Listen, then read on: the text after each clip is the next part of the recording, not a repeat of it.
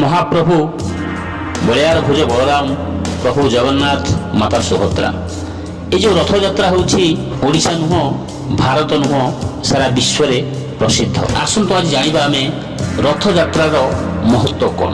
ରଥଯାତ୍ରା, ଯାହାକୁ ରଥ ଉତ୍ସବ ଭାବରେ ମଧ୍ୟ ଜଣାଶୁଣା, ଏକ ପ୍ରମୁଖ ହିନ୍ଦୁ ପର୍ବ ଯାହା ଗଭୀର ଆଧ୍ୟାତ୍ମିକ, ସାଂସ୍କୃତିକ ଏବଂ ସାମାଜିକ ଗୁରୁତ୍ୱ ବହନ କରେ। ବିଶେଷ କରି ଭାରତୀୟ ରାଜ୍ୟ ଓଡ଼ିଶାରେ ପୁରୀରେ ସବୁଠାରୁ ମହାନ ଉତ୍ସବ ଅନୁଷ୍ଠିତ ହୁଏ। ରଥଯାତ୍ରାର ଗୁରୁତ୍ୱ କ'ଣ?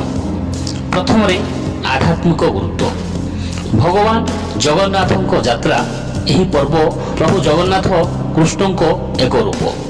ତାଙ୍କ ଭାଇ ବଳଭଦ୍ର ଏବଂ ସୁଭଦ୍ରାଙ୍କ ସହିତ ଜଗନ୍ନାଥ ମନ୍ଦିରରୁ ଗୁଣ୍ଡିଚା ମନ୍ଦିରକୁ ବାର୍ଷିକ ଯାତ୍ରାକୁ ସ୍ମରଣ କରେ, ଯାହାକୁ ସେମାନଙ୍କ ମାଉସୀ ଘର ବୋଲି ବିବେଚନା କରାଯାଏ। ଏହା ବିଶ୍ୱାସ କରାଯାଏ ଯେ ରଥ ଟାଣି ଯାତ୍ରାରେ ଅଂଶଗ୍ରହଣ କରିବା ଦ୍ୱାରା ପାପ ପରିଷ୍କାର ହୋଇପାରେ ଏବଂ ଆଧ୍ୟାତ୍ମିକ ପୁଣ୍ୟ ଏବଂ ମୁକ୍ତି ଆସିପାରେ। ଦ୍ୱିତୀୟରେ ସାଂସ୍କୃତିକ ଗୁରୁତ୍ୱ।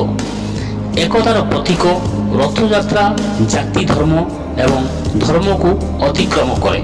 ଅଣହିନ୍ଦୁ ସମେତ ଜୀବନର ସମସ୍ତ କ୍ଷେତ୍ରର ଲୋକମାନେ ଏହି ଉତ୍ସବରେ ଅଂଶଗ୍ରହଣ କରନ୍ତି। କଳା ଏବଂ ପରମ୍ପରା। ପ୍ରତିବର୍ଷ ବିଶାଳ କାଠ ରଥ ନିର୍ମାଣ ପାରମ୍ପରିକ କାରିଗରଙ୍କ ଦକ୍ଷତା ପ୍ରଦର୍ଶନ କରେ ଏବଂ ପ୍ରାଚୀନ କାରିଗରଙ୍କୁ ସଂରକ୍ଷଣ କରେ। ତୃତୀୟରେ ସାମାଜିକ ଏବଂ ସାମୂହିକ ବନ୍ଧନ।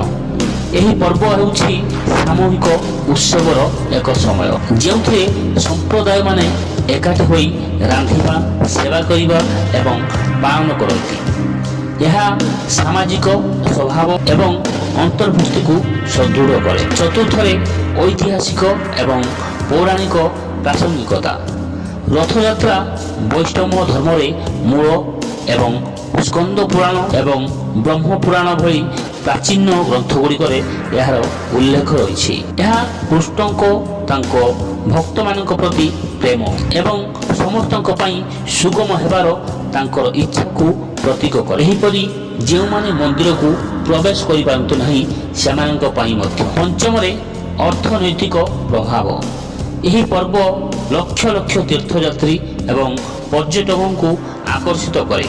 ଆତିଥ୍ୟ, ହସ୍ତଶିଳ୍ପୀ ଏବଂ ସେବା ମାଧ୍ୟମରେ ସ୍ଥାନୀୟ ଅର୍ଥନୀତିକୁ ବୃଦ୍ଧି କରେ। ଏହାର ସାରାଂଶ ହେଉଛି ରଥଯାତ୍ରା କେବଳ ଏକ ଉତ୍ସବ ନୁହେଁ, ବରଂ ଏକ ଆଧ୍ୟାତ୍ମିକ ଯାତ୍ରା ଯାହା ଭକ୍ତି, ସମାନତା, ପରମ୍ପରା ଏବଂ ସାମୂହିକ ଆତ୍ମାକୁ ପ୍ରୋତ୍ସାହିତ କରେ। ଏହାର ସାର୍ବଜନୀନ ଆକର୍ଷଣ ଏବଂ ସ୍ପନ୍ଦନଶୀଳ ଉତ୍ସବ ଏହାକୁ ହିନ୍ଦୁ ସଂସ୍କୃତିର ସବୁଠାରୁ ଗୁରୁତ୍ୱପୂର୍ଣ୍ଣ ଏବଂ ପୂଜ୍ୟ ଘଟଣା ମଧ୍ୟରୁ ଗୋଟିଏ। ଯଦି ଭିଡ଼ିଓଟି ଆପଣଙ୍କୁ ଭଲ ଲାଗିଥାଏ, ଗୋଟିଏ ଲାଇକ୍ କରନ୍ତୁ ଏବଂ ଚ୍ୟାନେଲ୍ ପାଇଁ ନୂଆ ହୋଇଥିଲେ ଚ୍ୟାନେଲଟିକୁ ସବସ୍କ୍ରାଇବ୍ କରନ୍ତୁ। ଜୟ ଜଗନ୍ନାଥ।